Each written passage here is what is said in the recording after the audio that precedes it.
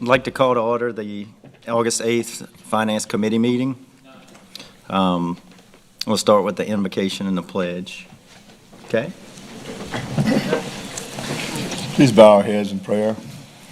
Heavenly Father, we thank you for the opportunity to have this meeting to conduct the financial business of Ascension Parish. We ask you to guide us so that we spend the people's money in the best way possible. We do it truthfully, honestly, and with character. We ask that you bless us and guide us in all our actions, and may your Holy Spirit be with us at all times, for we place our lives in your hands, always and forever, in the name of your Son, Jesus Christ. Amen. Amen. I pledge allegiance to the flag of the United States of America and to the republic for which it stands, one nation, under God, indivisible, with liberty and justice for all.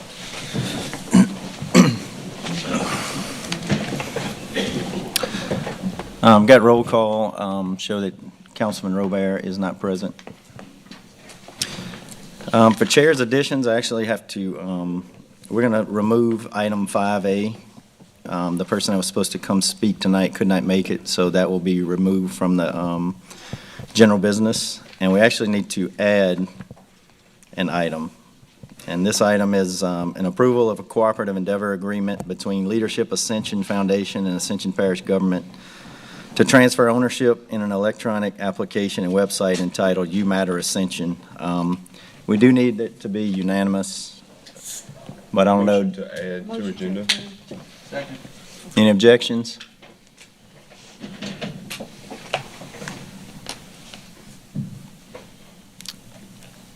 Terry, did you want to speak? Oh, No, I just wanted to Okay. make that motion, so I wanted to be heard. yeah. Hearing none, we're going to add that to the agenda. We're actually going to. It would become 5P. It is 5P, but we're going to actually do it first. We have some. 5A. It'll be the new 5A. It's the new. Yeah. We're just going to do it first. Whichever. It's either 5P and it's first or it's 5A, whichever you want to do in the record, Ashley. You choose. All right. All right, so with that being said, everybody should have a copy of this cooperative endeavor agreement in front of them, and I'm going to let Mr. Diaz take the floor on this. Actually, we have a group from Leadership Ascension You want here. them to speak first? Yeah, Okay. if you guys want to come up.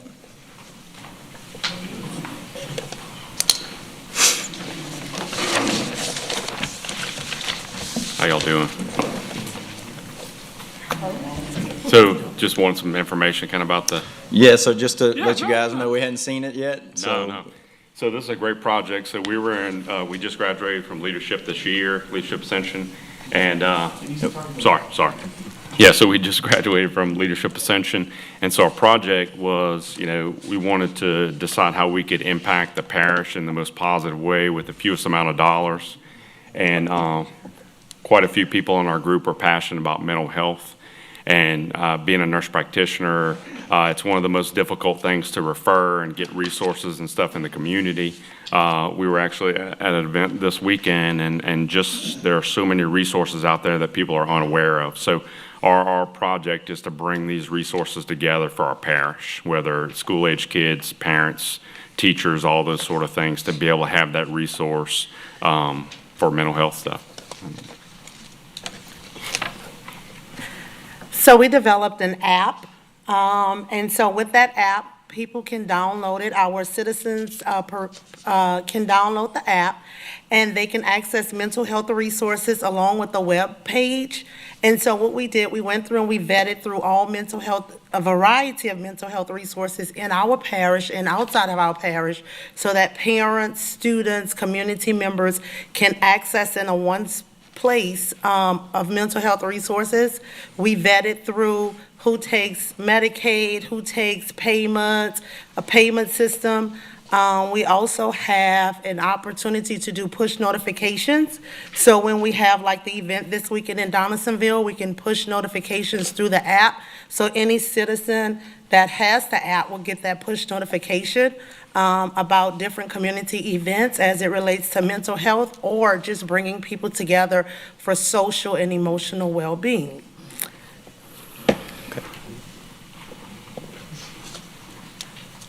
Does anybody have any questions? Councilman Robert?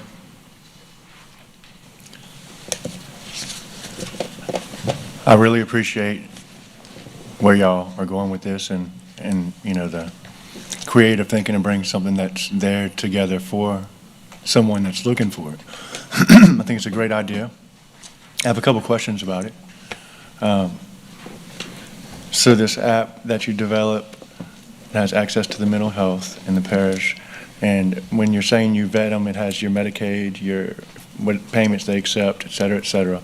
Now, as far as vetting them, I guess qualifications and which psychiatrists or psychologists or counselors are better for which type situations or anything like that, how did y'all go about that process, or did you involve that process? So there's actually a national database that rates psychologists and therapists according to feedback that they've received from patients that have visited those therapists. And so we will use that to prioritize the ratings of the therapist. And Yeah, and part of the vetting process was basically to go ahead and make sure these individuals, whether it be pediatric specialty, adult specialty, or those sort of things, those were all, we had developed a questionnaire to ask, and as far as the insurances and, you know, what type of patients they see and all that sort of stuff. So we've not only done Ascension Parish, but also surrounding parishes, including East Baton Rouge, just as options for treatment in the absence that we don't have it here in this parish. So. And as far as the national company that you use to go through and rate the different doctors, which is great, I think that's a great thing. Have y'all thought of, or are there any other sources you'll give or give access to for these particular doctors, whether it's, I don't know if they have them on like AngieList or whatever those types of platforms are, or is there any way you could leave something for any of the public that's involved in this to possibly go on there, because obviously they have to do it themselves, and leave any type of testimonial or any type of, review as far as how the doctor or psychiatrist did with their particular case? I think it's a great idea. Great job. you want to speak to the suicide, the 211? Yeah, the other thing I didn't mention, which is I'm a huge fan for, is we're going to have the option too for, especially from the app platform, to be able to detect. So if somebody's in suicide crisis, you can actually get on the app, and I can be talking to a counselor within just a few minutes time, and that's actually goes through the national center. So we're not staffing that. We're not training those counselors and that sort of thing. So they'll have 24-hour access to someone either Yes. by text or phone? Yes. That's awesome. Yes. So. No. I have Chase before you. I got you. Go ahead, Chase. Hey, just so we're on the same page, John, I guess it'd be a question for you. So they're going to transfer the ownership and everything to the parish or IT department, or run it just like they run or a new AP app? Okay. I just wanted to make sure I understood, just reading it for the first time. Councilman Thomas. Yes, sir. Had you all identified the most needed areas in the parish? As far as patient population? Yeah. So the plan for the initial rollout, we are going to basically the high schools, both sides, so all the high schools in the parish. That was kind of part of our plan to roll out, like maybe within the first few months of the new school year. We've gotten a lot of feedback from the counselors and stuff within the school system already. They're very excited about having access to all this information kind of in a hub or in one place. So I guess to answer your question, we're trying to include and get this out there to as many people are willing to listen to us. All right, thank you. Councilwoman Casso. Thank you, Mr. Chairman. Thank you very much for what you did. This is a great piece of work. I'm an alum, 2007, so welcome to the group. We do great things. And John, I'm very pleased to see this. I think this will integrate well with our future goals for mental health and the health unit here. I'm sure that you have Yeah. recognized the value of that, and certainly it's your recommendation that we do this. It is, and particularly as it relates to going upstream, getting into high schools, before these people are at the wits' end. You know, there's some identifiers that you can catch, some risk factors, and so it's a great tool, and we're excited about it. And once again, it goes back to that public-private partnership. We don't have to come up with all ideas. We just have to facilitate good ideas. So I'm excited about it. Thank you. I'd like to make a motion, Mr. Chairman, that this be approved. Second. Motion by Councilwoman Casso, second by Councilman Lawler. I have a question by Councilman Orgeron. Thank you. Mr. Robert, legal counsel Robert, not Councilman Robert. Are there any concerns regarding liability with the parish providing this sort of service? Are we giving any medical advice? Are we opening ourselves up to anything in that nature? We have outside counsel that we have hired to review all of our, am I on here? What's up? Yes.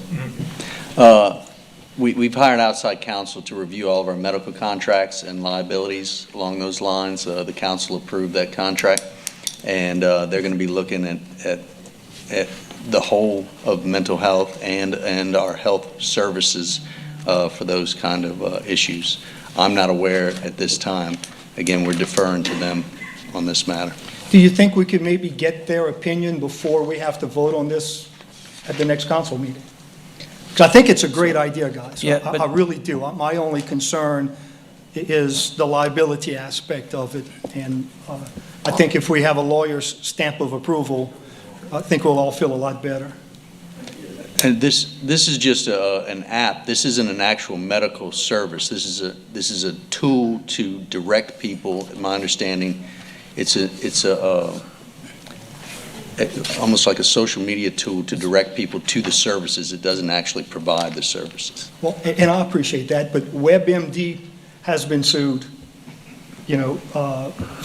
by individuals out there, and it's a similar scenario. I just want to make sure. I saw who you pointed at, Mr. Lawler.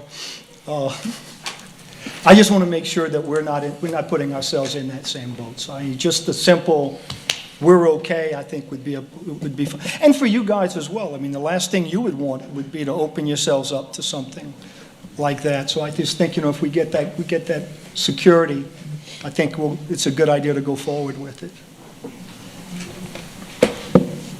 Mr. Robert, can I modify my motion to say contingent upon our legal approval? That's fine. Then I'll happily do that. I'll modify my motion to contingent upon the decision of legal counsel. Okay. Same motion by Councilwoman Casso, second by Councilman Lawler. And I've got a question to that is, so can we still vote and pass it through finance, and it'll just be on council decision for that legal opinion? Great. Any objections? Hearing none, that passes to the full council for approval with legal contingency. All right? Thank you. Yeah, appreciate it. Thank you. Thank you, guys. Item 5B, approval and introduce proposed ordinance to create the Highway 30 Industrial Corridor Economic Development District of the Parish of Ascension, State of Louisiana, and defining the boundaries thereof, all in accordance with and authorized by Chapter 27 of Title 23 of the Louisiana Revised Statutes of 1950, as amended, designating the governing authority of the district, and otherwise providing the respect thereto.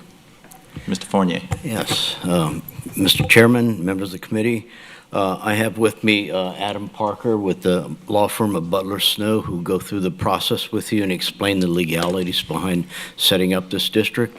I just want to describe in general the boundaries of the district. Kind of follows the Highway 30 corridor, going from Interstate 10 all the way out to the Parish line with Iberville.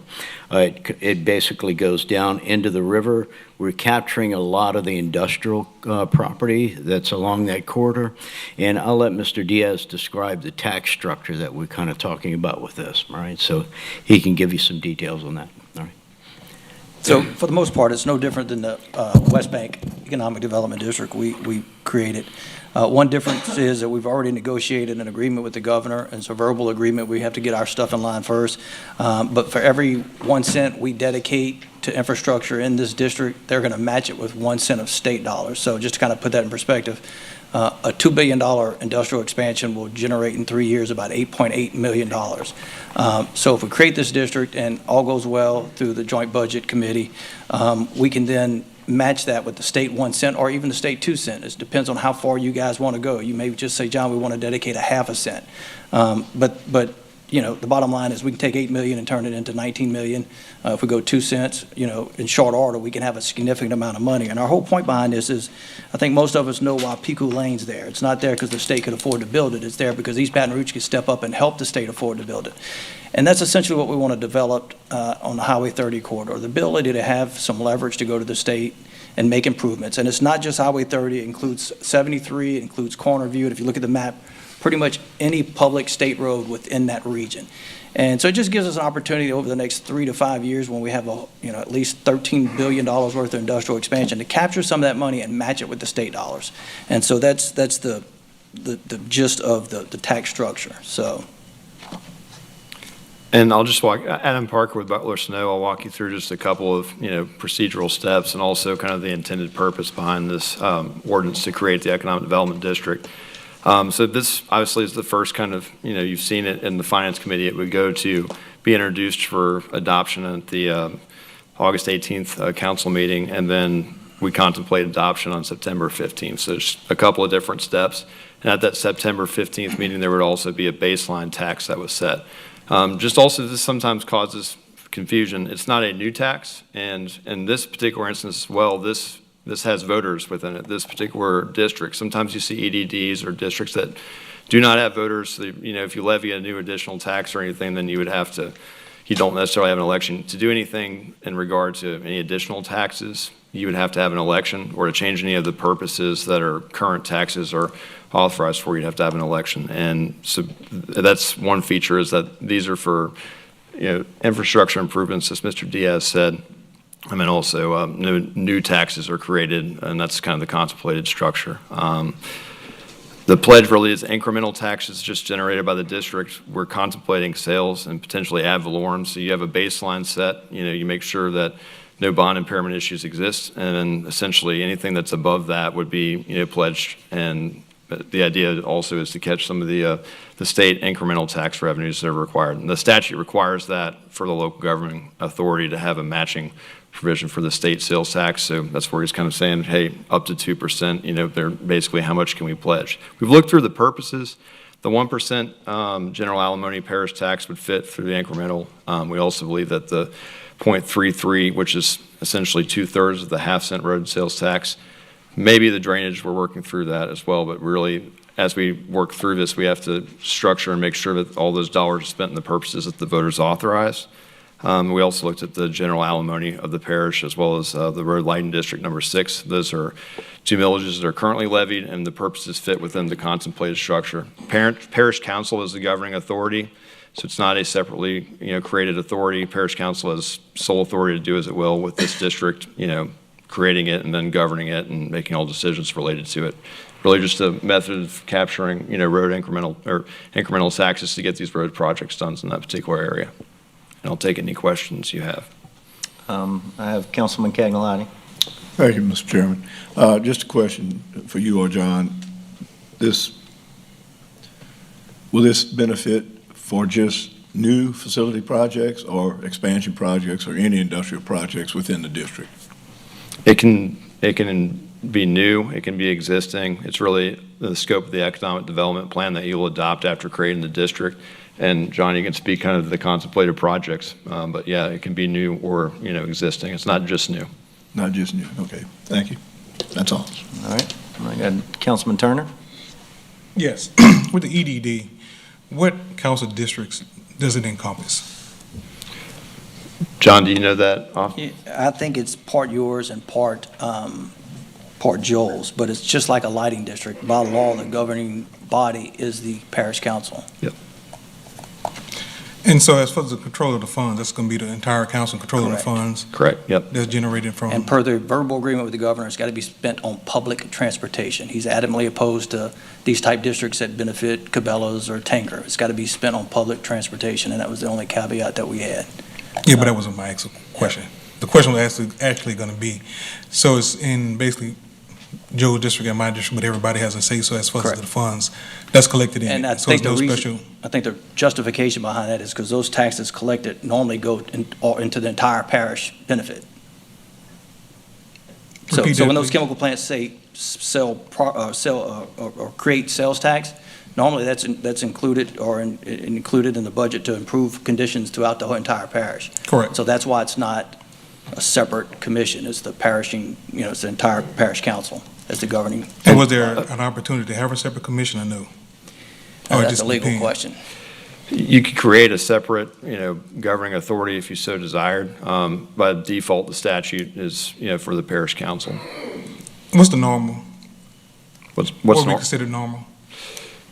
Depends on the project of this type. I would say it's probably normal for the parish council. When you have and there are many state statutes that are specific to a particular project, for example, Cabela's, right? That would be a very targeted and, have a specific governing authority created that's separate. But for this type of project with this size of district, I'd expect it would be the parish council.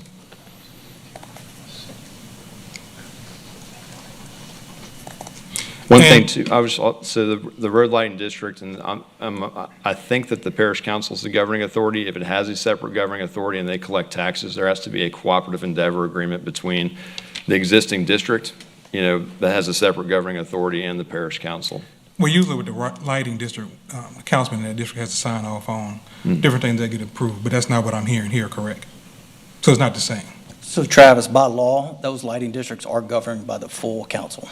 Correct. I think we've adopted some rules on the side that allowed us to do other things, but every lighting district is state law. It's governed by the parish council. Right, I understand what we may have adopted internally, but that's not what I'm hearing. This is going to be done different than the lighting districts, correct?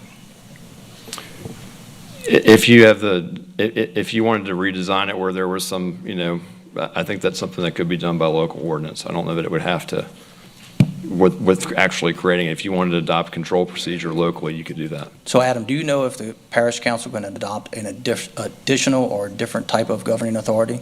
Like if they decide to just make a 3-person panel, can they do that as opposed to an entire parish council through an ordinance?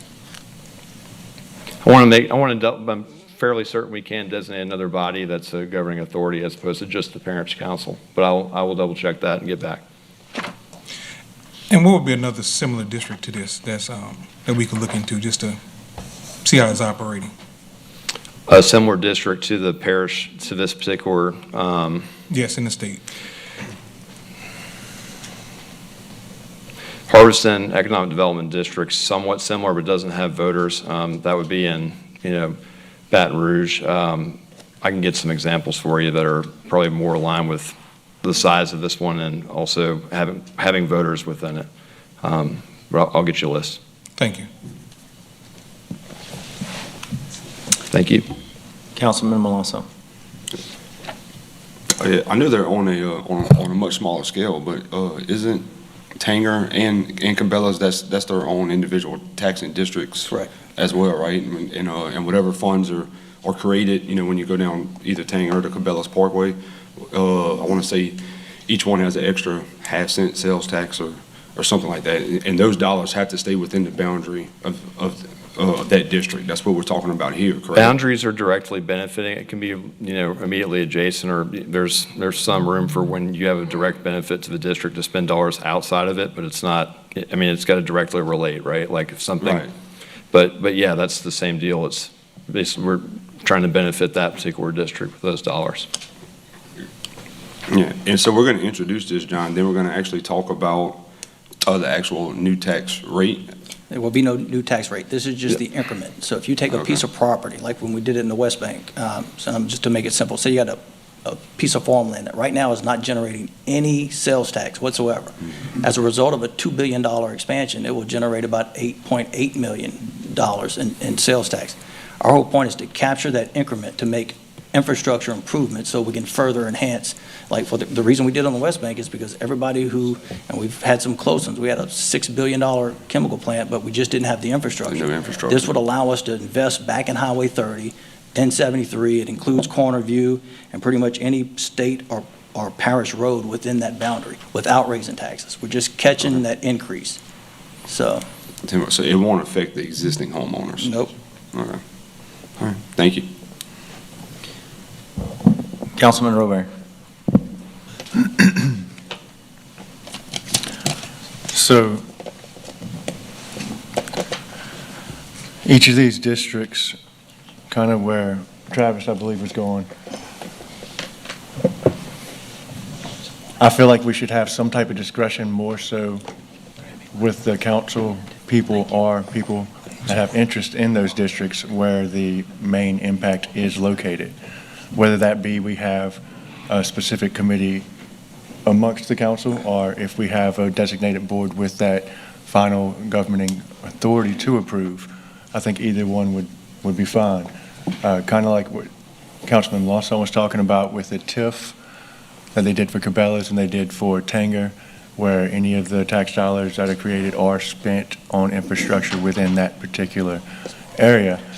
I see how that could be expanded a little bit because you're going to have more impact on traffic within adjacent areas, but I don't want to get carried away with it and spend money across the parish on a project that really doesn't have any impact on any type of, traffic congestion or anything during the high times of that So, Joe, particular industry. Understood. you can only spend the money in this district. So it's Highway 30, it could be a new interchange on Corner View, it could be improvements to 429 and 73. So Okay, depending- so- And anything, and I get in my lawyer mode, right, to say, well, if it's something that's directly adjacent or right outside, like something that directly benefits the district, we can't get too tangential where we say, well, something in the far-flung corner of the parish benefits traffic generally. It has to benefit the district. Which is what I wanted to be clear of, even if we said it had to be in that district, like, which is John, that sounds like what you're By saying. law, it has to. And So you yes. also adopt an economic development plan, and in that economic development plan, you basically can describe the purposes in which the district can expend money. So if you make it really, you can say within the district or directly abutting, or you can make it as specific as you would like within the economic development Now, plan. is this economic development district similar to the economic development district that was created in the middle of Gonzales that encompasses the movie theater, a little bit of Airline Highway and whatnot, to where the particular businesses can also get some types of tax breaks or can do some type of infrastructure that is not state infrastructure, but it does connect to state infrastructure? Not that- This has to be spent on state infrastructure, right? No private infrastructure. We would have to that's go connected. before the voters to have some of these purposes rededicated as they were done in Cabela's. So in Cabela's, it was the City Gonzales tax, right? And there was a vote on, for economic development purposes and So this is the intention, kind of, to make TIFs within this district, is what you're saying? Yeah, it's really just for public infrastructure dollars and no direct private, the money doesn't go directly to a private developer of any kind. It's really Okay. just to get these roads and other things done. It's the vehicle to do so. That's what I want, as long as it doesn't go to private developer. That's what I was getting at. There'd have to be a vote of the people to rededicate that portion of the tax, and that's not, again, it's not something that can be done. Even if you didn't have voters, you'd have to rededicate the purposes. The purposes. For example, the economic development district I was speaking of, one of the purposes is you can do a tax abatement if you take an old rundown building, not something that's not built, and completely redo it, and you can keep and freeze property taxes for 5 years, 2 consecutive 5-year terms. Nothing, like that's nothing that would have anything to do with. That's a state incentive for ITEP, the 5% freezing, or the 5-year freezing. Well, it's not just ITEP, it's an economic development district. They may be doing it in economic development districts, but I don't know. I believe it's an ITEP or a pilot, which is separate and not something that's contemplated at this time, I don't believe. Okay, well, I mean, I'm personally involved in 2 of them, but okay. I think that's a pilot. Huh? I think that is a pilot, pay in lieu of taxes. That's not an ITEP or it's not an EDD. No, it's definitely not ITEP. Yeah. Thank you. Councilman Turner. Yes, this is probably my last question. Now, one, I guess a phrase that kind of concerns me is the directly related phrase in the ordinance. So how wide is directly related? I mean, I know it's a legal term that somebody like Aaron will come up with, so we can just kind of really expand it out. So how far? Gotta be good. Yes, can it go all the way to 42? Say that's, if we help 42 out, it's gonna help traffic in the EDD, because it's gonna help Highway 73? I mean, how broad a discretion does this directly related? They're both addressed in two Attorney General's opinions, or, I mean, my view would be within the district, and that's the safest conservative view. I think it's been, hey, we have incidental items that are just, the way the district was drawn, the way the lines worked, we needed this sidewalk directly adjacent to it out of the district. I don't think it directly related goes much further than just something almost immediately adjacent to, but it's something that you define in the economic development plan as a parish council. If you want to get specific about how directly related, that's your prerogative about how specific you want to be. But I do think that if you were to go non-adjacent, or I'm giving you the it depends answer without trying to say it depends, because I can't stand when lawyers do that. I really can't. But it does depend, but it depends in part on how far out of the district you would allow any sort of development, you the parish council, but also on, how close of a approximate test you can show that it directly benefits the district itself, right? Not just traffic flow generally, but the district, the residents of the district, the businesses in the district, the roads in the district, the projects that are specific. So I don't know that I gave you a great answer, but the answer I want to give you is that you can define that and control it as a council. So what I'm hearing is that directly related just means whatever we decide directly related. Up to a point. If I say directly related, but it's, not directly, if it's, something that just benefits traffic generally, but I can't show it directly relates to these projects in this district, then it becomes problematic, and I have to, stretch my legal brain a little bit and kind of explain, here's how it's directly related and why it fits. But so my advice has always been to make things as close or contiguous as possible, or if you have some reason that you need to expand it, then change the boundaries of your district. If it's something that's far away, and not directly in the district, then change the boundaries to include that, because then we don't have to deal with that problem, explain why, that project, expense is allowable. I think in part it's why the district's drawn. It's kind of larger than, so it kind of it captures that entire area of potential projects that we would see. So, Councilor Turner, I had a separate attorney explain to me, because a lot of the description says in or near the district. So I asked him, what is near? Because it's either in or out, right? And a good example in this one would be, near would be the corner of Cornerview and 73. 2/3 of that intersection is not in this district, but it's near it. And you can't improve 1/3 of that intersection, the part that connects 73 to Cornerview. You have to, and so that was his description to me. It has to be touching the boundary, and it can be included, it could include intersections like that. So that's how it was explained to me, and it made a little sense, but I was kind of concerned with near. What does that mean? How near? Because what I'm hearing, what's your name again? I'm sorry. Adam Parker, Butler. Mr. Parker, is that maybe want to say that we expand the intersection at 74 and 73, and that's going to benefit the EDD, so we're going to use that money to, maybe 3-lane it on each side. That's what I'm hearing. If we could probably pull something like that off, correct? Because it's going to help the traffic flow going into the EDD and help them leave out, correct? I don't think we can do that unless you adjust the boundaries.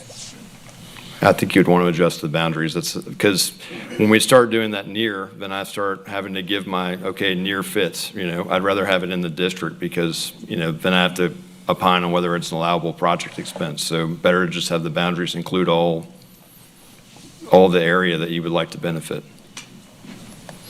As far as the local government authority, there are a lot of the governing authority. There are a lot of districts that are created by statute. This particular one is the local governing authority. The statute does require that the parish council would be the governing authority. You could establish some sort of committee or some local ordinance to say, but we're having a separate committee to approve any sort of action of the economic development district in this area. So basically a two-pronged approach, and that's to be approved first, but the ultimate governing authority would be the parish council. So you could still get at the same, result, but essentially by, creating a separate committee to approve it before the parish council took any actions. And so, this is my last question, because I don't want Yeah. the meeting to run over long. Yeah, because I'm doing a lot of talking. I want to answer all the questions I can. So in theory, if we had a subcommittee with the area that encompasses, that's what's the councilman in that area, that they would have to have a unanimous vote to expand the boundaries. Could that be possible? You could do that by local ordinance, yes, before the full parish council approved. Yeah, you could do that. Good. For now. Similar All right. to things going before finance committee, right? It's just the same type of structure. Councilman Lawler. Yeah, I'm now concerned that we're going to get a bunch of directly related near gyms all around the district. And in all seriousness, though, I'd prefer to see these boundaries set in stone per se. These That are. if we, oh, no, I understand that. And eliminating the ambiguity of near or having to state what is directly related. If we feel that there's a project that is so worthy of this area that we need to expand the boundary, it shouldn't be hard to establish, to get those votes later on to expand the boundary. But if we have too much ambiguity, it's just going to lead to, okay, well, does this count? Does this not? I just think that leads to too many problems, that if we keep things very tight, very precise, at least from the beginning, it'll make our lives much easier down the road. I'd also like to say that many of my constituents, many of everybody's constituents travel this way every single day. This is not a 1 or 2 district issue that we're trying to fix here. This is, not only is it a multi-district issue, this is a multi-parish issue when it comes down to it. I mean, if there's any way that we could get taxes from other parishes for this, they're putting a lot of traffic on these roads also. So I really do want to see the entire council, in charge of this and making these decisions, because it's going to benefit every single district, but a lot of the people in these districts. I mean, I look at several people up here, I know that drive that every day. So I think it's important that we all have a say on that. Plus, I just, how many gyms do we need? All right. Councilman Lambert. And I guess, how far west, are we going all the way to the parish line with Iberville with this, or or before it? We do. Does Iberville have anything? I mean, the big picture is, bridge, 4 or 5 lanes and different things that we're looking at here. So does Iberville have something similar? They do not. They do. But none of these dollars can be used to improve Highway 30 or any road in Iberville. So this is just owning our own problem. And I'll be honest with you, the big picture is how can we collect that 1 cent that we're sending to the state that's being dispersed throughout the state and keep it here? That's the big win here, is the match. So. And also, so within the economic development plan, you could very easily say that dollars could only be expended within the district. I mean, you, in that way, would be saying, hey, in the district, nothing outside of it. We try to give you as much flexibility as possible, right? So that something comes up down the road, you don't have to amend the boundaries and, okay, well, this tiny part's outside of the district. So that was kind of the reasoning there. But if you wanted to say within this district and only this district and not a foot outside, then that's your prerogative and you can do that within the plan. Councilwoman Casso. So I'm struggling with the map, and I apologize for that. It's moving all over the place in this iPad, but it probably is operator error. But so I'm concerned about what the map looks like. It doesn't make sense to me to have certainly the intersection of Cornerview at 73 is critical to that district. So it should include the entirety of that district. Is the map set in stone at this moment? Or So the map, if you interpret the phrase in or near the district, that intersection is included. But what other attorneys have told me is that is near. That's Follow near me? enough? Yeah, so like So we're not going to technically, we're not going to fix technically- my half, Travis's half and Right. leave my half? Technically, the line is the center line of Cornerview Road. That doesn't mean that we can only do our side of Cornerview Road. The whole concept of near means we can four-lane it and also do 4 lanes on the other side. So it does include that intersection. Okay. So, you know, I mean, Cornerview, are we going down Cornerview as well? So Yes. we have the So it right, goes the to right Corn- side of the road, not So I the guess left side of the road? The easiest way to explain is you start at the intersection of Cornerview and the interstate and go down Cornerview to Highway 73. Then it goes south down Highway 73 to that electrical lines, which takes you all the way to Iberville. Then from Iberville, we go to the center line of the Mississippi River and basically just meander down the Mississippi River till we get to Darrow and we come up. So it's just trying to capture all the industrial area. It's trying to capture some of the major roads we want to improve. It's Cornerview, 73, 30, and also too, to have a pot of money potentially for an interchange in that area, so to match the state. Look, I'm So- strongly supportive. I just want to make sure that we're not boxing ourselves in. Now, look, we debated whether should we extend it further, but then there's only so much money this thing's going to produce. If we Right. spread it too thin, we're not going to really have an impact on this particular area, so. Just as long as we're not doing just Travis's side of the road and leaving mine. Mr. Chairman, I also need to notify you, I'll be abstaining on this. I own property on Highway 30. Okay, In the whole issue, anywhere. all right. So the chair would entertain a motion. I'll have a motion to introduce the full council agenda. Okay, I got a motion by Councilman Melanson, a second by Councilman Mason. Chair, did you recognize my abstain? Ashley, did you recognize? Okay. Any objection? Hearing none, that moves to the full council for introduction. Right, still would take 2 meetings. No. Thank you. All right, item 5C, bid results and approval to enter into contract with Roland J. Robert Distributor, Inc. for automated fleet fuel system and supplier for on-site dispensing, off-site dispensing and bulk deliveries. Mr. Jade. Second. Motion by Councilman Lambert, second by Councilman Melanson. Any questions? Any objections?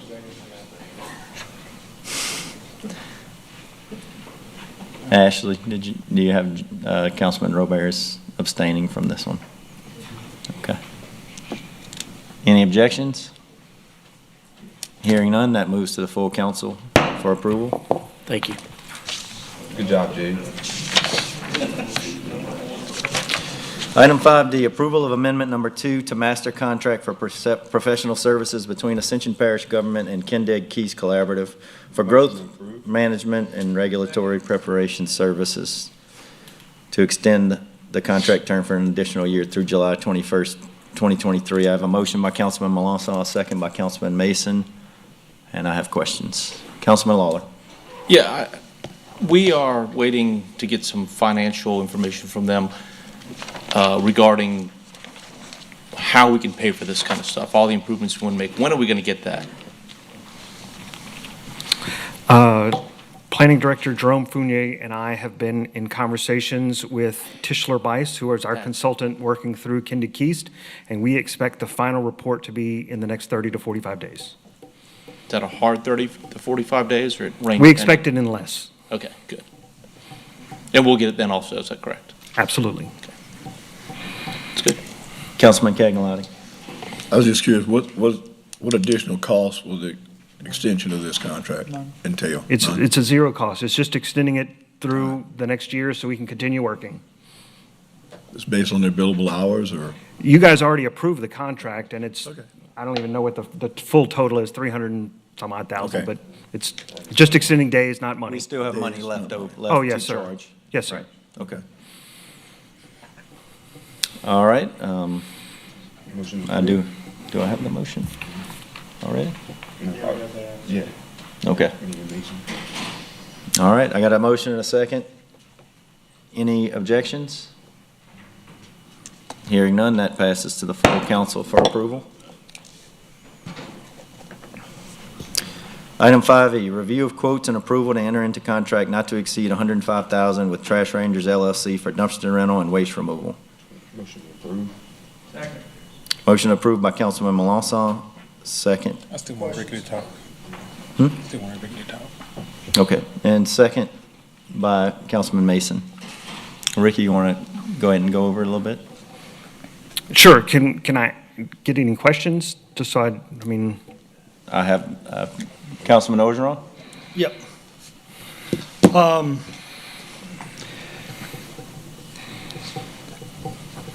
This 105,000 was not the lowest bid that we received, correct? Correct. So, I'm a little concerned over the fact that we're interested in continuing a brother-in-law deal in a matter that, where the brother-in-law wasn't the lowest bid. Any purposes behind our giving this bid out to this individual as opposed to the low bidder? So when we started this process, what we found were multiple departments that were unhappy with our current garbage provider. And so what we did is we asked them for all of the data to reflect what we were particularly unhappy with, whether it was a lack of response when we called, lack of emptying dumpsters, lack of replacement dumpsters. I mean, if you notice behind this building right here, there's a red dumpster in the dumpster enclosure because our current provider refused to put a dumpster in there. This brand-new building, I could not serve it with my custodians because there was no dumpster, because our current provider refused to put a dumpster there. So what we did is we surveyed all the departments that currently use dumpsters and roll-off containers. We got a quantity. We put it out for a quote to see what our current provider was charging us versus what we could get other providers to provide that same level of service. And what we found was the cost difference wasn't significant enough for us to continue to receive lousy service. So we decided to go with a new provider who's local, who when we pick up the phone, we call them, we're not talking to somebody in Georgia or Dallas, we're talking to somebody in Santa Monica.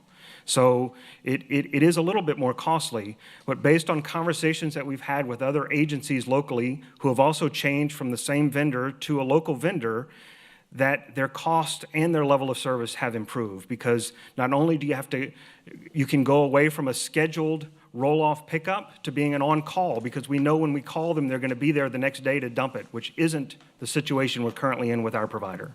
Okay.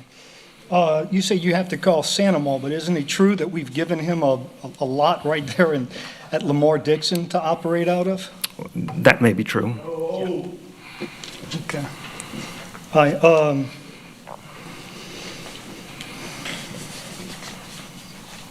I'm concerned with the number of items regarding this particular bid. First and foremost, do we know who's reviewed these contracts to ensure that the contracts are up to par? Well, there's not currently a contract, so this item is to get approval to enter into a contract not to exceed $105,000, which is the price that we believe is our current rate of service for all of our dumpsters at our facilities and our parks. There's no contract, but there's a dumpster out here behind this building from what you just said. This is, the contract is going to be for the entire parish, for all of our facilities. That's the only dumpster they currently provide for us. Currently the only dumpster. That's not located at Lamar-Dixon, yes, sir. Okay. There's not one that services the administrative building? No, sir. Okay. And so we're looking at $105,000 contract to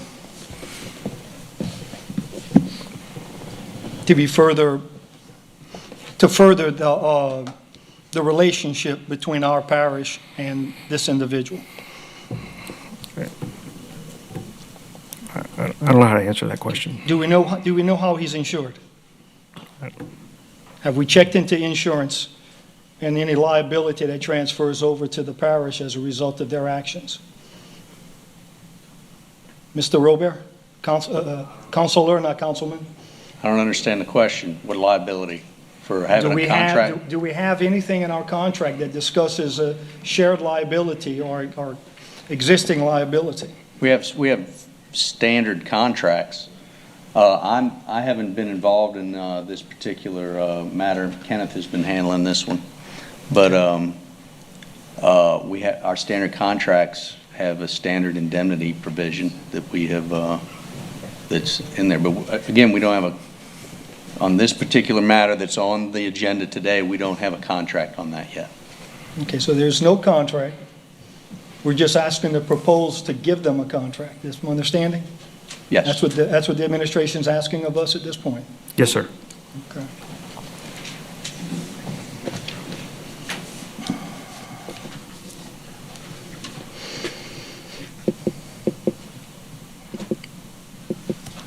Do you have another question, Councilman? I've got nothing at this point, nothing. Okay.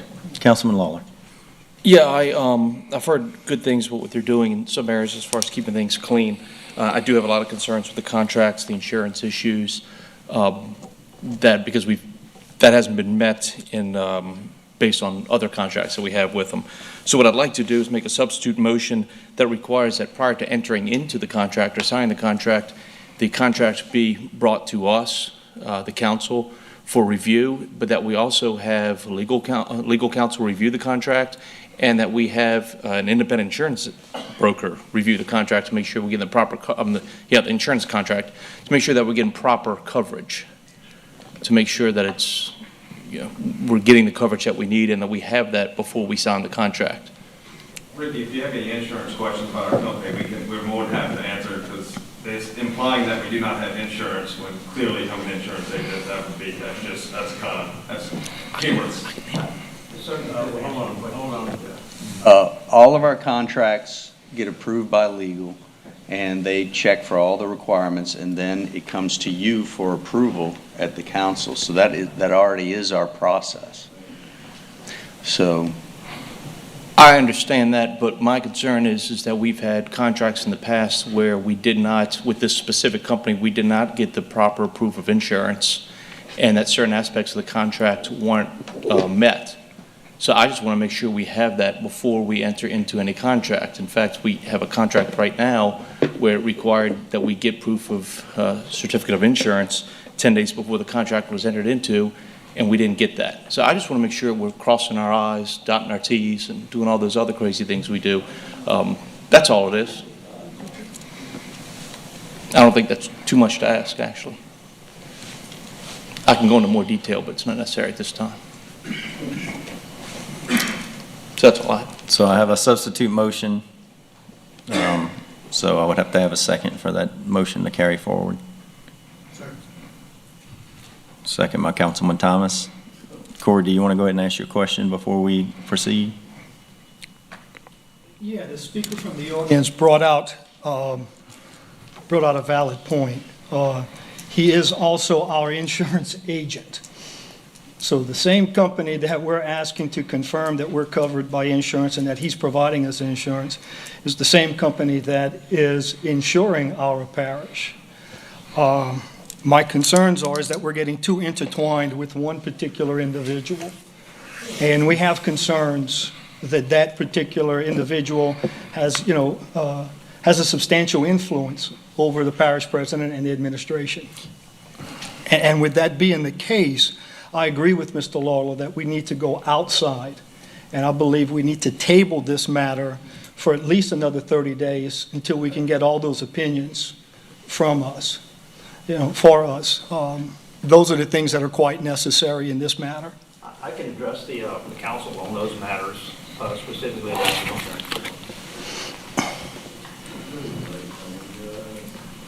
Good afternoon, Mr. Chairman, Council. My name is William Kluwat. I'm one of the owners of Trash Rangers. It is Trash Rangers, to correct.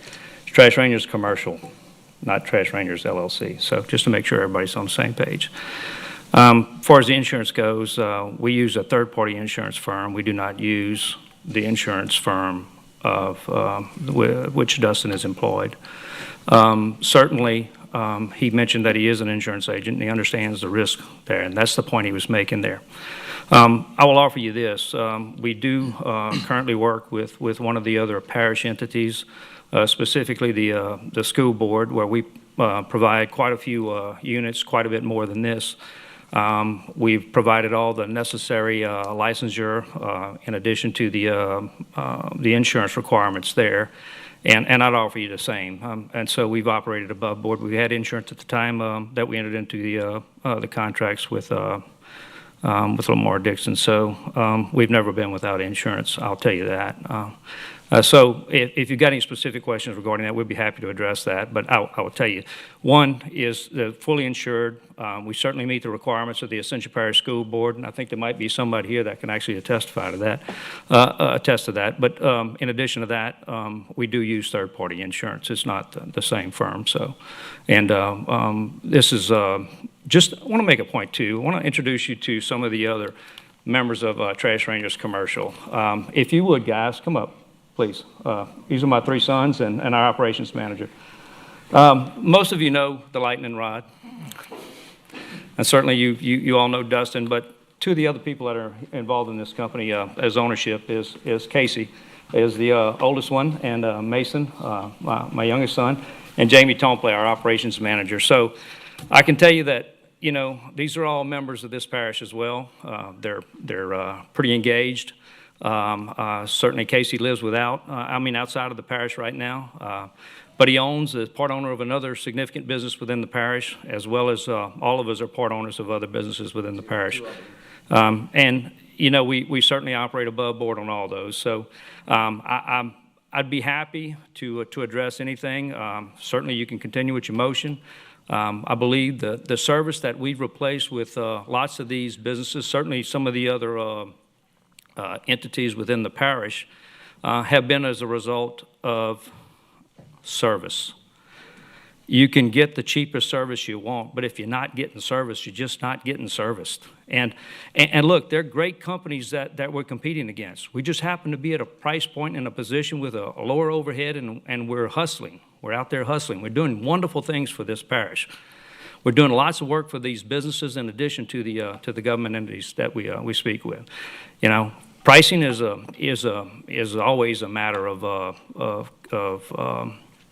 opinion, but we use a complex set of algorithms that look at route, look at location, look at access, egress, look at the expenditures that go on a particular unit, that a series of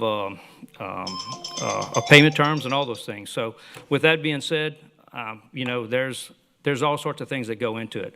But the thing that was mentioned most, I think, by Mr. Compton before, is that we're servicing.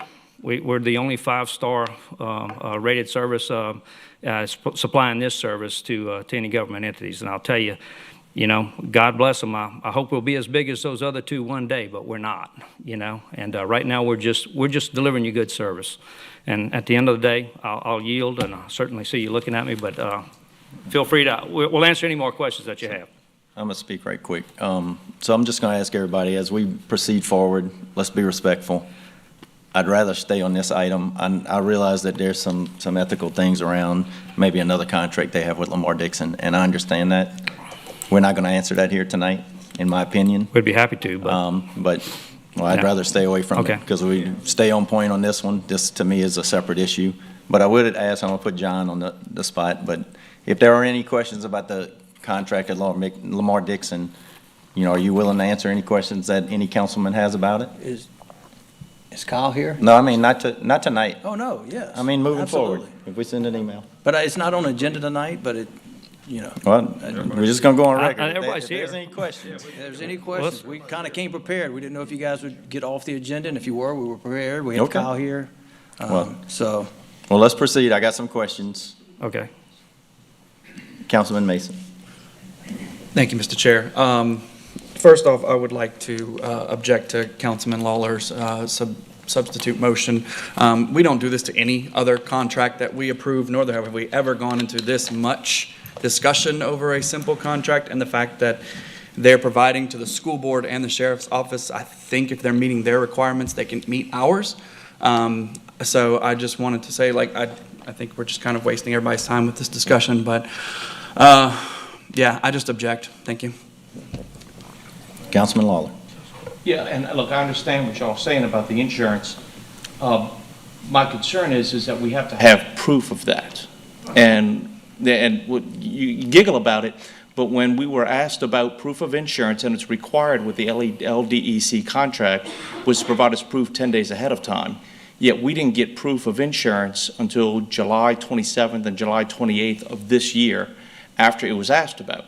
Moreover, the certificate holders were supposed to list the Parish of Ascension employees, Lamar Dixon, and Lamar Dixon employees, yet only the workers' comp insurance has Lamar Dixon. So as we sit here today, we don't have certificates of insurance that are required by the prior contract. I simply want to make sure that we are properly insured. Right now at Lamar Dixon, there is a diesel fuel that is station that is prohibited by that contract sitting on our property, which is exposing Lamar Dixon and ourselves to liability, and we have no proof that there's insurance for that. All I'm asking is that we follow the law and we follow the contracts. I don't think it's too much to ask that if there's a pattern of not providing that coverage before, which there is now, and there's a pattern of not following the contract, the Lamar Dixon contract, which there is now, I would ask that we make sure that we're not going to fall into that pattern again.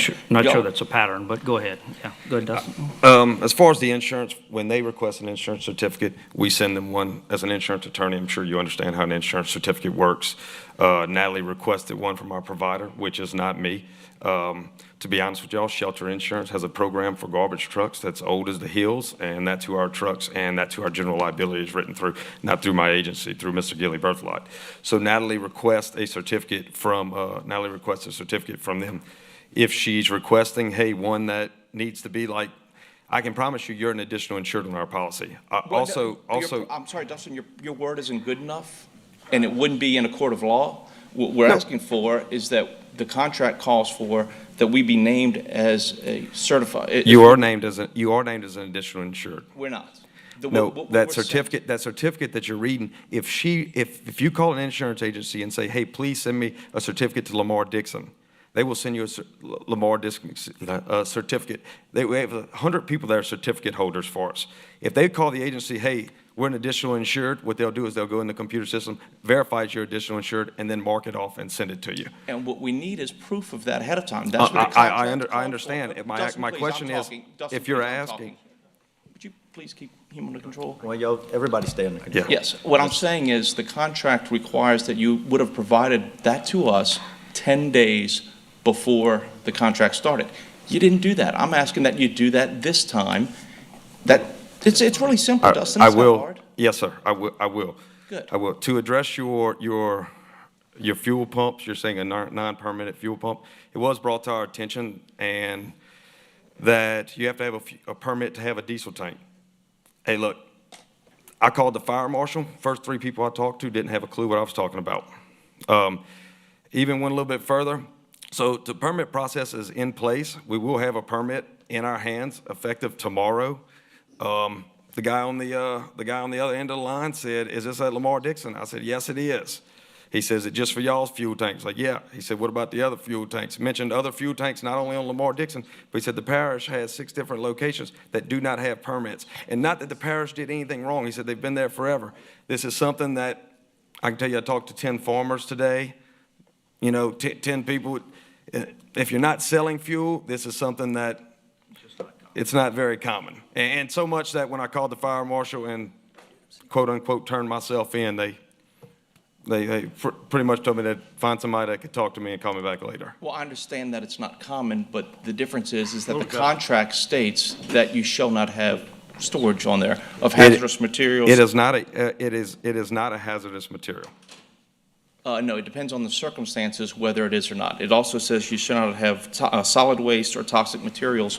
Once again, diesel fuel can be considered this. I'm just going by what our contract says. If you don't want to abide by the contract, don't do business with the parish. Nobody actually said that. We're going to abide by the parish, Mr. Lawler. So. I think you've got right now, like you said, we'll have the permit tomorrow. We're going to review the contract once it's sent. In addition to that, I think we'll abide by it. Now, we got a lot of proof here that we're working with other agencies that actually abide by those. They have all those necessary appenditures if they're requested. That's all we're asking is to abide by the contract. We will. Thank you. Councilman Ogeron. Thank you, Chair. Gentlemen, I see you have your trucks out there on the property as well as the dumpsters. I'm just curious, where do you clean your trucks? I've been told that Let's stay on this item. it is because they want to do our dumpsters. I can answer. And they're going to provide that. So my understanding is that you go behind Lamar Dixon and you wash out your trucks. Is that the case? So we used to. We received a call from DEQ about 2.5 months ago questioning us about washing trucks out, and they told us you had called them. And when we spoke with them, we basically said they asked about washing trucks out. There's a difference between washing trucks and washing trucks out. When somebody hears that you're cleaning out a garbage truck, that means emptying the back hatch, open out. That's not what we do at all. So we clean them back there. We spray off the side. No different than if, matter of fact, when DEQ came out there were 4 people washing RVs. There's no difference of that. We have switched to a provider that now basically reclaims all their water from cleaning the outside of our truck. They place a berm, and it's a contained water. They suck the water up and bring it back to them. So that has been addressed. Anything that's been brought towards us, we've addressed I believe, pretty quickly. So basically what you're advising us is that you're not fully vetted into this business just yet. You don't really fully understand the entire process of what is legal, what's not legal, what's safe, what's not safe. Mr. Ogeron, the DEQ book, I think when I looked on something today, I was on page like 9,007, and I will be honest with you, I do not know everything on all those pages. But Mr. So when it comes Ogeron, to we the were in safety of our compliance. citizens, we need to. But and we certainly appreciate that, but we were in compliance. We just improved that process by putting the containment system on there as a matter of precaution. Thank you. Yep. All right, I don't have any further questions. I have a substitute motion with a second, and I also have an objection, so we'll have to vote on that substitute motion. One piece of housekeeping, we do need to change in that language to Trash Rangers Commercial. Correct. Not LLC. Trash Rangers of Louisiana Commercial LLC. Just to Hey, make Dow, sure. and one last thing that was in there that Ricky didn't go over. But one thing that we're going to do for the parish with all the front load dumpsters is we plan to, which is usually a $100 cost, put a lock on every dumpster. And they're a pretty cool mechanism. An engineer like yourself would appreciate them. When you turn the dumpster upside down, it automatically unlocks inside due to a magnet. The biggest problem that y'all face, or anybody with a dumpster, is depth of service. Because I can promise you nobody from the parish threw away a couch at Oak Grove Community Center today. But it's in there. So that's something that we plan on doing. And just like we did with the school board, we went back 6 months after we had the contract and reviewed them, and we were able to reduce their bill by about $7,300 a month. And the reason being is the end users of these dumpsters, if one's full all the time, all you do is you just order another one. And the end user doesn't really care about the service.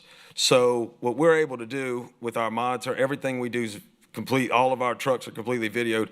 What we'll know is, hey, look, when we find a lot that it's not a capacity issue, it's a service issue. So if we start empty dumpsters, look, with the price of steel, we'd be glad to come back to y'all and say, hey, look, we need to take this dumpster back. So that's something that was in there. And that's a real point. You talked about the price differential, and I don't know what the price differential is. I'm kind of sitting here at a loss. Can you tell me what the price differential is on a monthly basis? $7,000. It's about $600. $600? $600? It's about $600. I apologize. $600. So what Dustin mentioned was critical, not only for the service, but the appenditures that we're talking about adding. These are lock bars. These are generally charged an additional installation fee, an additional monthly fee. As I recall, we did not charge for those. We're not charging for those. So probably not properly evaluated and normalized on a bid situation. So at the end of the day, you did get those additional services. It probably puts it as an even, but it has an additional savings because they're typically tonnage charges and those things that go along with this are overfill fees. By putting these appenditures on there, by putting those locks on there, you're not going to get the overfill. You're not going to get somebody driving by the park. Trust me, we got a wonderful Sanamo Park over there where I grew up, and now thank God it's named after my brother. But we watched a lot of people drive back there as that thing was dormant and dump stuff. Just dump things, just randomly. They use it as a public dump. A lot of these places use it as a public dump. So you're going to avoid those charges downstream. So the net savings is probably exponential beyond the additional $600. So just wanted to point that out. Okay. Aaron, if you will, just Yeah. for a minute. Okay, go ahead. Pat wanted to say something, and Pat, if you would explain that this is not a bid. This is actually quotes and a contract that the parish enters into. Correct. I did want to clarify that because this is a service, it does not require bids. Those require quotes. And so that is why we went through the process that we went through. And just to clarify, too, this was all done by the staff. It was a huge effort. Randy and Ricky did a lot of work to get a lot of users together, talking to other entities to make sure this was the best deal for the parish, because all we want is to make sure we have the best deal for the parish. So they looked at the quotes, they had a group meeting, they have got a binder of issues with the current company. And so that is why we wanted to move forward. And just something else is the current contract expires September 1st. So we would really like to move forward with this, and I can tell you, I will commit personally to make sure that if you move forward, we will work with legal, we will make sure everything is in place, like we try to do with every single contract we do, to make sure that all the requirements are met. And I just would hate to delay this because the staff have put so much time in this, and the other contracts is expiring, and I just want to make sure that we do the right thing for the parish. Okay, thank you. I appreciate it. Councilman Lawler. Yeah, I was just going to say that y'all do a great job. I mean, that's one of the things that I think a reason giggly. I think that's one of the reasons that we find that this could be beneficial. I talked to Michael King about a problem we've already had. Hopefully that will be repaired by this. The one person I see being disappointed is my man sitting in the back over there at Lamar Dixon, because I think y'all charge him $595 per 30-yard dumpster, and we're getting $400, man. Y'all got to help him out. Well, I can tell you how we helped him out. Between Jamie and Dustin, they each spent 4 hours on the weekend. This is a lot of weekend service at Lamar Dixon. Totally different. Service is, first of all, it's a different response to a different RFP or a different, I should say, quote in this regard. So all those things are different. You're comparing apples to bananas, if you will, but I appreciate that. And trust me, we're working with him right now on optimizing that service, and we have, by the way. So the good news is that in most of those cases, as I understand it, those things are under contract to the actual event, and those costs get passed on. That's the good news. So yeah, and a lot of those costs anyway, not maybe the daily costs. Kyle calls us at 2 on a Saturday. We don't think Jay will. Yeah, you'd be surprised. And by the way, Mr. Lawler, we truly appreciate all the accolades that you gave us after the hurricane and complimented our service and came by the yard, saw all those things there at the time. So we really appreciated those accolades. So absolutely. All right, Councilman Lambert. I appreciate that, Mr. Cloat. I see our school board here. I would like to listen to them a little bit about some of the services y'all have shared for them. And absolutely. We'll definitely yield to it. I'm an old Marine. And one more thing, Mr. Cloat. One more thing, Mr. Cloat. Yes, sir. I know you have insurance. What is the policy, Roland? What is it, the amount? So see, Dustin. The $2 million aggregate policy? $2 million, $2 million. probably $1 million per occurrence, I don't know. Thank you. Yeah. I do have one comment. Councilman Lawler said he'll withdraw his motion if we move forward. No offense, Chad. I don't know if as long as Patrick will, and I have full faith in Patrick, is the only reason I would. No, I really wanted the school board to come up. Okay. Chad? Mr. Lynch? I tried. Mr. Lawler has been overruled. Dempsey wants to hear you speak. I didn't come to represent the school board. I can speak for the staff. I haven't brought this matter to the school board, but the staff, we talked about it because Mr. Compton asked us some questions. I mean, we transitioned last year, and we've had good service. We've had great service. It got us the extra things that we were looking for. It did come at an extra cost. I think we're paying 10 or 11% more than we used to pay, but we're happy with it because we're getting our dumpsters dumped. So that's where we're at. Yeah. Well, And that's a staff and perspective. what I really like to add to this is what you should say. We just had a school cleanup at Galvez Middle. And I stopped, to offer my services and pick up anything extra that they needed. And the principal said, well, Mr. Cloyd had dropped off a dumpster to help with the extra brush and the extra cleanup. So, this is what we want in our parish. We want people that's going to buy in and stay. And I just wanted to see what the school board would say about We've what they had. been happy so far. I appreciate it. Yeah. Is that all y'all need from me? Thank you, Chad. Appreciate it. Can you sit down and we'll think about it? All right. So, Good luck. Councilwoman Casso. So I couldn't let everybody else express all their appreciation without doing so myself, since it's an opportunity to do so in public. My husband and I were terribly ill back a couple of years ago, and I realize there's been a separation of some of the trash ranger entities, but at that time, these were all one entity, and my garbage was stacking up in my garage. And I picked up the phone, I called Trash Rangers because they were the local company, and talked to the young woman. And I didn't say, oh, by the way, this is Councilwoman Cazzo, I want y'all to come get my garbage, okay? Anybody knows me knows that didn't happen.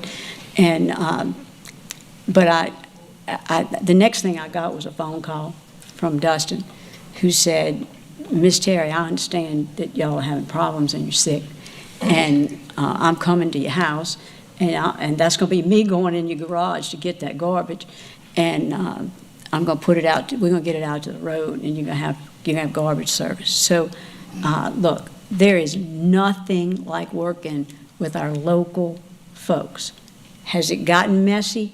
Yeah, because Dustin's a lightning rod, and so it's messy. And his daddy's going to take care of him. I'm going to watch Aaron. And we're going to try to get through this because, honest to goodness, we need to work with our local entities and do the work and help them and support them to do the work that they do. So I couldn't let the opportunity go by without to thank them publicly and let his dad know what a great job he did on that occasion. I know he gives you a lot of trouble, so I thank you, sir. Councilman Robert. Dustin out of the situation, make it easier for you? Why limit to the situation? You're right. That's all. All right. So Councilman Lawler has withdrawn his substitute motion? No? Chad came and spoke. That is true. That is true. That was the deal. But he didn't speak for the school board. Yeah, and you didn't speak long. I guess I will, but I want to make sure we look at this contract, and we also, enforce the LDEC contract in all aspects. Possibly even revisit that one soon. And I'll just make one last comment on the LDEC. Patrick and I have talked about it, just general housekeeping. That is one of the few contracts on our list that does not have a not-to-exceed amount, and we talked about, and I think, Mr. Cluitt, you alluded to it, optimizing. You don't have to get up and speak. This is something we can handle later, but I'm just telling you it's coming, that we were talking about having a yearly maximum like all our other contracts do, and that way we look at the service level and, why it exceeds or why is it lower, but just to have that guide for this committee to look at every year according to the budget. We understand that. Okay. But that varies with events, so that's... I know it does. I understand that. And that'll come to Kyle also to be a steward of that contract. But just to keep it consistent with everything else, we do realize it's a sponsorship agreement, and I'm not sure what the rules are, but me and Pat, just giving you all a heads up that we've just talked about having that guided fence on it where we can look at it. All full right now, because after this event this week and everything's full. Okay. All right. So I have you have withdrawn your. I guess so. Okay. I have a motion and a second by Councilman Mason. Do I have any objections? Objection by Councilman Orgeron. We got to vote on it.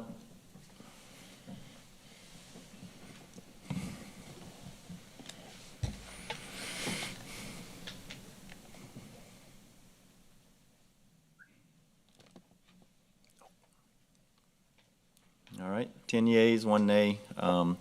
That motion passes to the full council for approval. Thanks for all the respectful conversation. Appreciate it.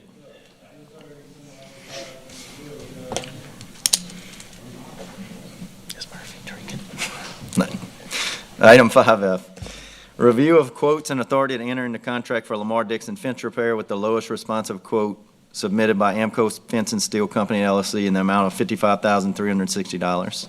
Motion. Motion by Councilman Melancon, second by Councilman Cagnolati. Any objections? Hearing none. Oh, go ahead. Hey, Kyle. Go ahead. Lost your screen? Yeah. I don't know if my mic's on. Thank you. Go ahead. Hey, Kyle, on the backside of Lamar, I know we have some fence down next to Bars of Oxy property. Is this included in that? This is going to be the majority of our fence.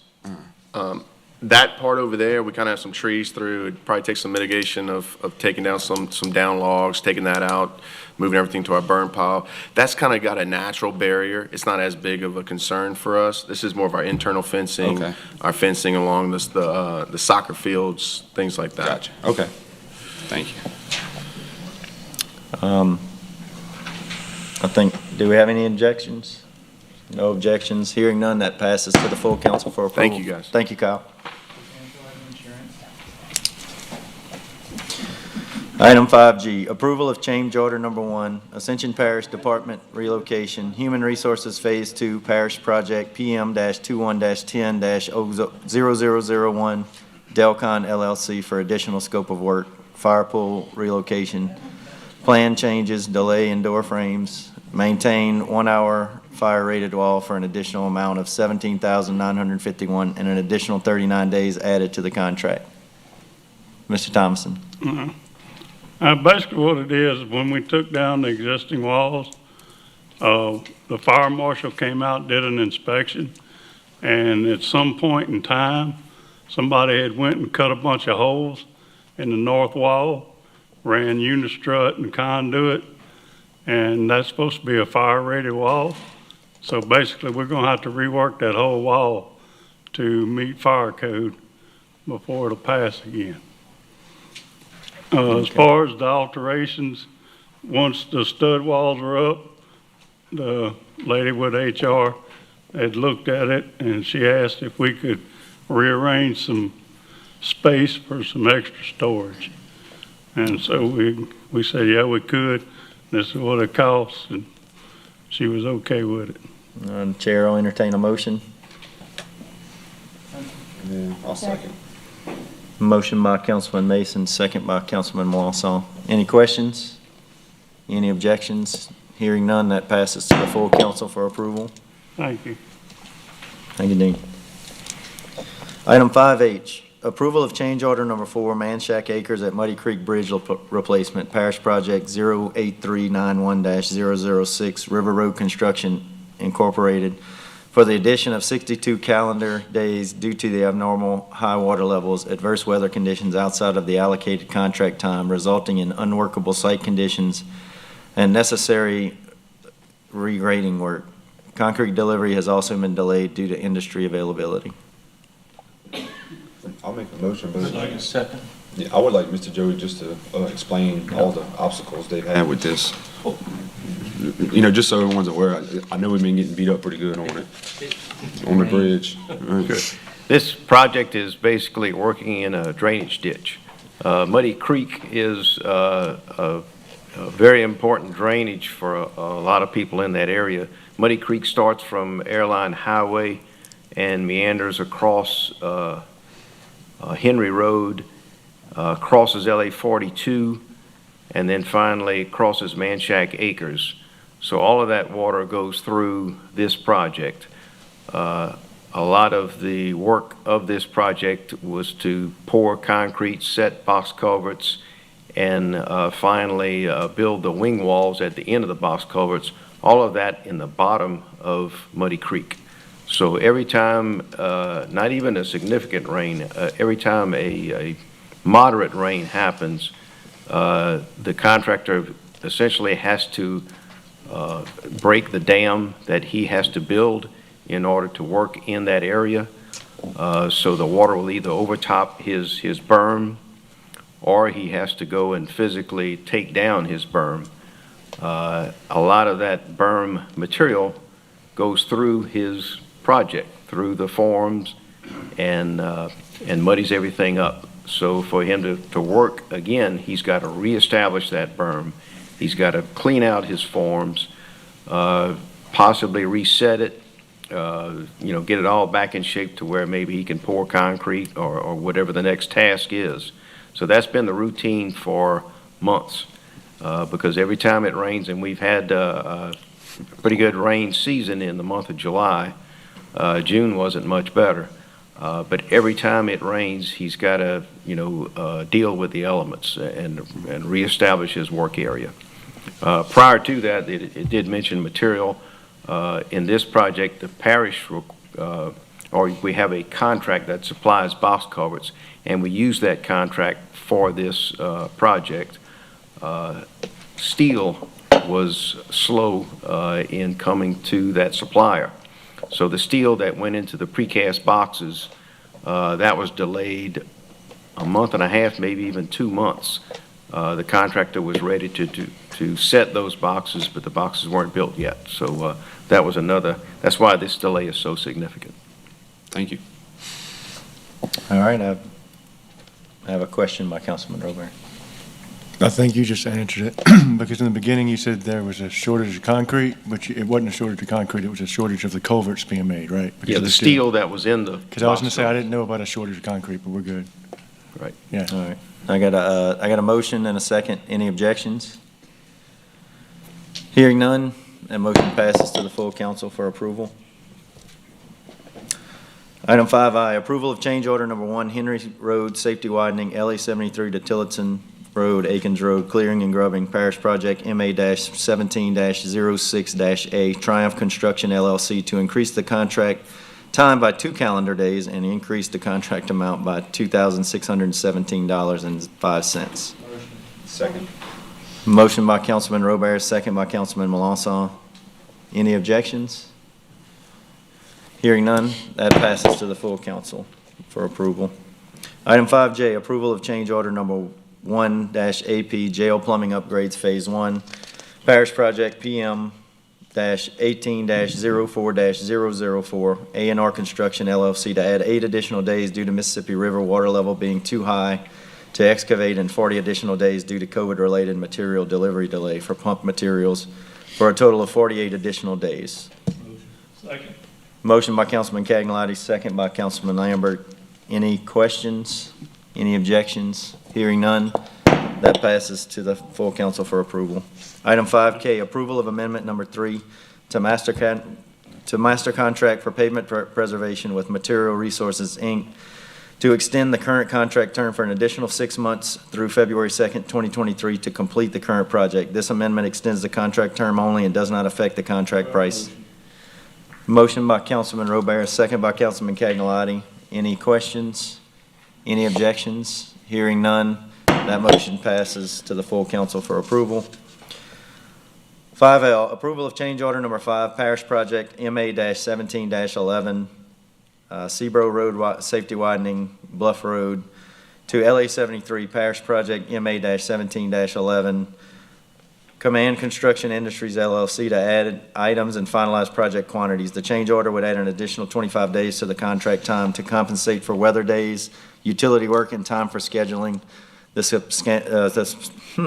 substantial completion inspection, and also would subtract $180,000 $157.84 for a total contract amount of $1,953,107.77. I'll make that motion. Who made the first motion? Joe did? All right, Councilman Robert, second. That was you? Councilwoman Casso.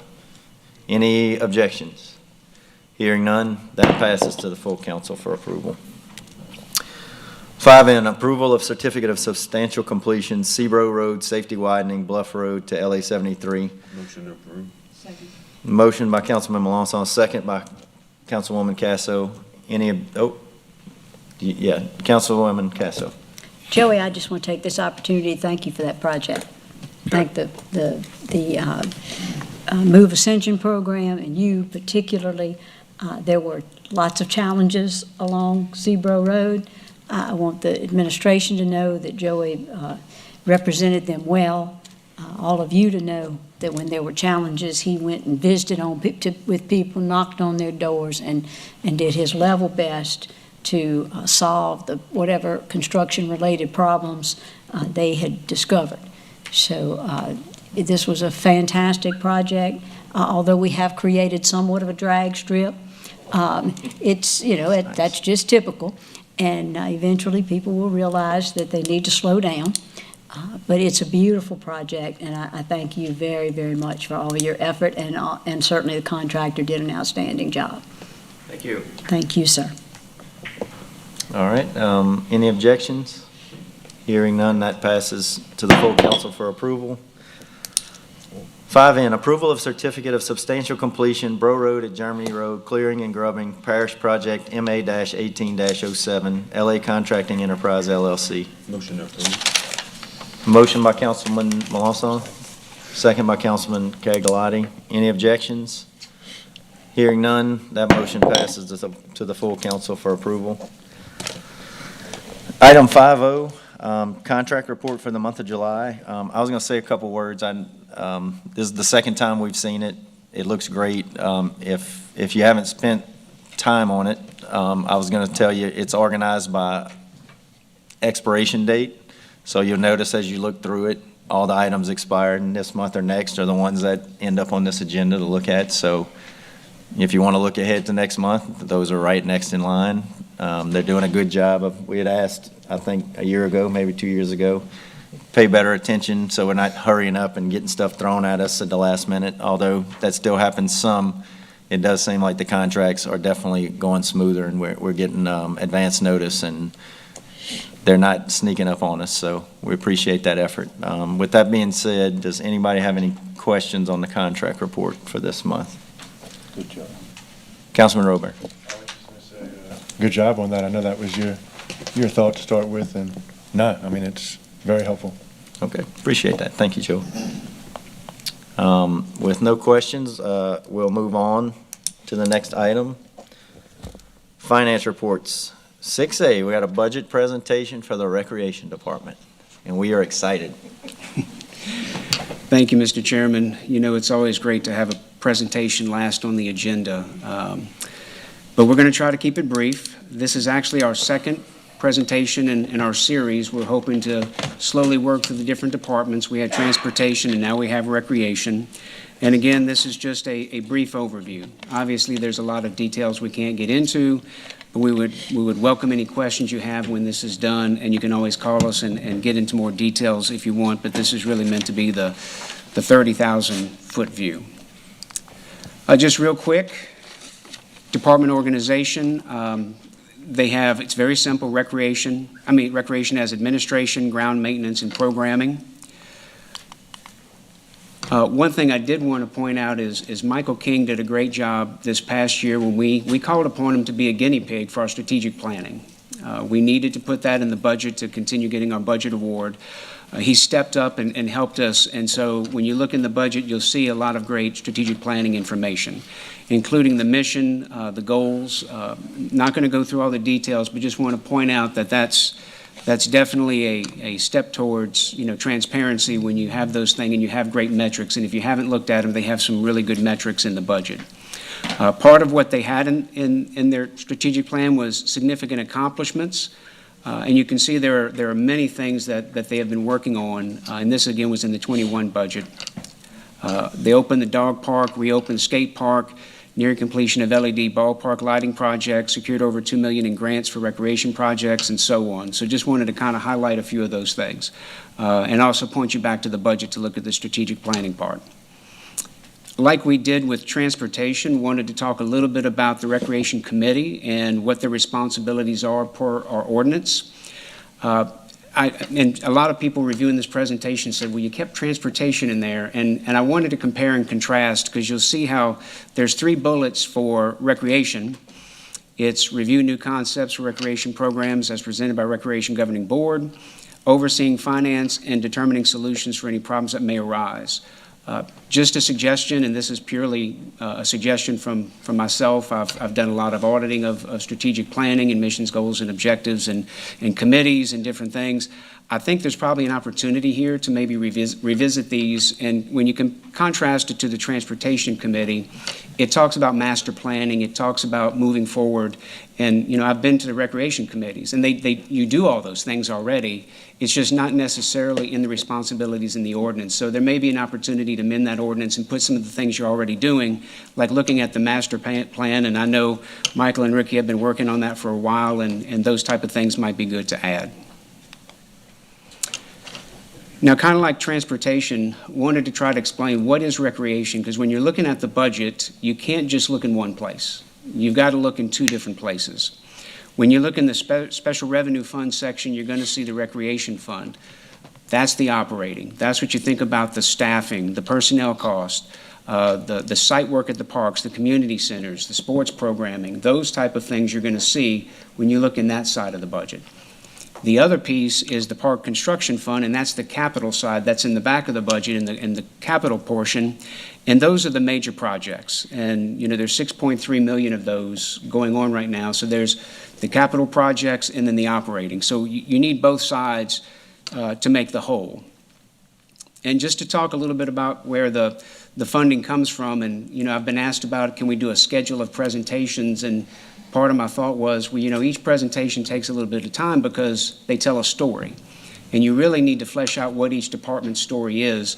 Unfortunately, recreation story is similar to transportation in terms of dedicated funding. When you look at recreation, you see there is sales tax number 1, but that's 10% of the net revenues, and that's just in the budget ordinance each year. There is no set dedication like a specific tax that's set aside for them. Other than that, in the budget ordinance, we set aside 10% for the recreation fund. Then there's a small amount of miscellaneous. The Park Construction Fund, we'll get in grants, but the main thing is transfers from recreation. If it's not transferred from the recreation fund, there's really not a lot of money that can go into that capital side. So when you try to improve a park, you've got to find funds for that. And we'll talk a little bit about that moving forward. The only other thing I wanted to mention is y'all have been setting in the budget ordinance 25% of the excess sales tax gets transferred to the recreation fund. And it is pretty significant because we've been fairly conservative with our revenue projections, and sales tax has been going up, which is good for recreation, because that 25% results in 1.3 million, 1.1 million or so each year. So it is a decent set of amount of revenue, but it's not guaranteed, it's not consistent, and if sales tax doesn't keep going up like it has been, that amount will go down. Now, just to give you kind of a graphical picture of all of the recreation's historical spending, the recreation fund and the park construction fund, you'll see the simple graph. And just to remind you again, when you see the dotted lines, that's the budget. We try to make sure we separate those out because the budget is a plan. It doesn't always happen, but so if you see a huge jump, that's the plan of what we hope to do. You will see there were some gains in 19, and then in 21 there were some increases in the total expenditures, and as we go through each of these 2 funds, we'll kind of hit on those a little bit. So let's talk about the operating side first, the historical spending, and probably the first thing you notice from this graph is the purple line, where other financing uses, the transfers out, that is where you're transferring money into the construction fund. So that's when you're transferring it to the capital side. So those numbers since 19 have been, fairly high, and that's where you see that spike in total spending in 2019. Also, you see that for the operating, there has been an increase, especially for the budget in 22, and that is because of site work at parks. I know there's been an emphasis in increasing that site work at parks, and so that trend started, and I think you're going to see that continue.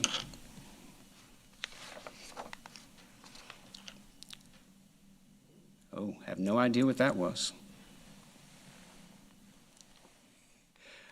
All right, well, okay, just to give you just kind of an overview of the Recreation Fund for the last couple of years and kind of what the big changes have been. So the change from 21 to 22, the personnel has gone up about $445,000. A lot of that is the increases in benefit costs, which, we're seeing everywhere. I think insurance and other things are going up. And then a $260,000 increase in non-exempt employees. For the operating, going up $1.48 million. That is mainly, again, due to that increase in the site work at the parks. Then the other financing source is going down $780,000. That was a decrease in the transfer out to parks, and you'll see in a minute why, because at that point they had a pretty large fund balance. So when we look at the construction fund, now we're switching over to that side, you'll see it's relatively flat except for 2019, and that was for two different things. There was a large transfer from the Recreation Fund, and also there was $3 million that was loaned to the Recreation from the sales tax, and it's being paid at $300,000 per year for the next, for 10 years. But you do see the expenditures increasing starting in 21, and I think if you look at the next graph, I think this will give you a good explanation of why. This is a chart we showed in the transportation slides, and it represents that fund balance and what's been happening to the fund balance and also what's going on with the expenditures. So those blue bars are the actual expenditures, and the green is the excess of revenue over expenditures. So you can see that big jump in 2019 from that infusion of cash, and the fund balance went up. It continued to go up in 2020. But then in 21 and 22, in the actuals in 21, you see that $3 million of park expenditures. So a lot of capital work started getting done. And in 2022, you'll see 6.3, and again, that's the plan to get a lot done. So you'll see at least in the last couple of years, that blue bar of what's actually being spent in parks is dramatically increasing. And this was the first year that we put the capital plan in the budget, and you can see out through 2026 what the plan for recreation capital projects are. So starting this year, 6.3, then 2.8 in 2023, and so on. And just one thing to note, this is going to change like it always does, but with the increase in the rescue funds, the ARPA funds that Council approved last Thursday that we'll move forward with, about $10 million is going to go into recreation. So that's going to be a nice infusion where some of these projects may actually get moved up as long as we can, get them underway and don't have any supply chain issues. We can really get things moving by the end of the year. Just a quick overview of what those rescue plan funds are going for. You had that in your packet last Thursday. We've got the Health and Wellness Center, site work at parks, new restrooms, walking paths, playgrounds, other park upgrades. So there's a lot of things, good things that'll happen with those funds just in the next year or so. Again, that's just a very quick overview. We've got Ricky and we've got Michael King here. And again, I want to thank both of them. They have been great helping with this presentation. Want to thank Dawn for giving me all the data, Amanda for helping answer questions, and trying to make sure that we can get you the best information possible. And we will take any questions. Over. On page 12 of the report you just had up,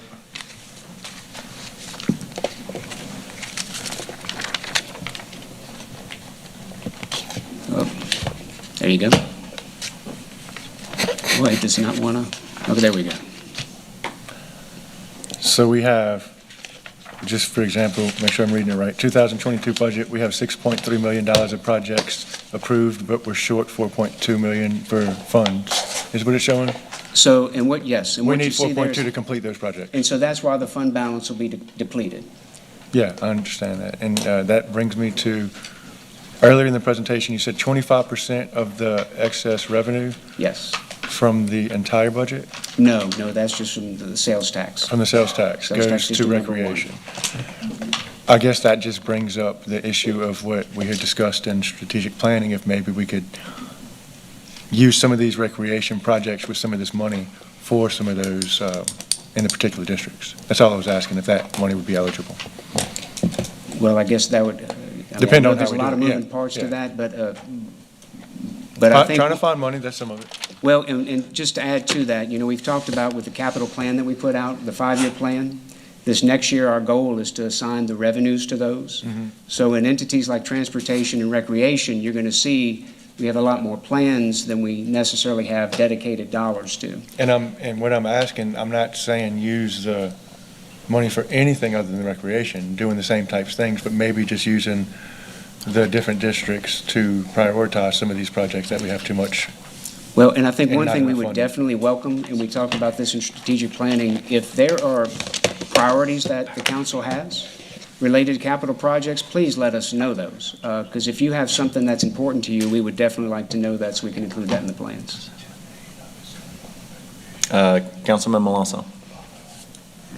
Oh yeah, I'll just be real quick. On the programs, I want to give Mr. King a huge shout out. One of the most impressive things we've done since he started his tenure was our partnership with Impact Sports for the baseball team, and we're only in year 2 of that partnership. So we hosted the district tournament this year. Stevens Park, I started playing at Stevens Park when I was 5 years old. I've never seen it look like it does right now. And we were lucky enough, I don't know, I guess like 2-3 weeks ago, we made the field trip. And field trip, we stopped and looked at some other phenomenal parks, baseball parks on the way. And we got to watch our 9, 10, and 11U All-Stars all win the state championships simultaneously.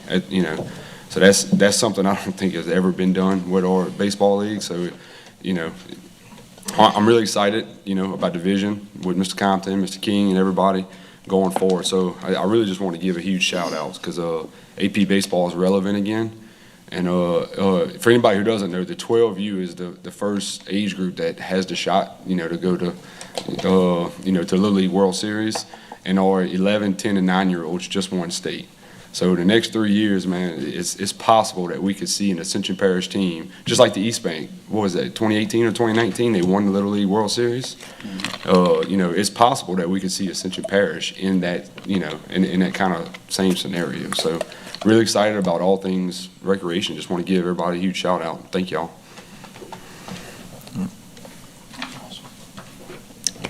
Anybody else? I'll entertain a motion to adjourn. Second, first, motion by Lawler, second by Councilwoman Casso. Thank y'all. Thank you, Pat.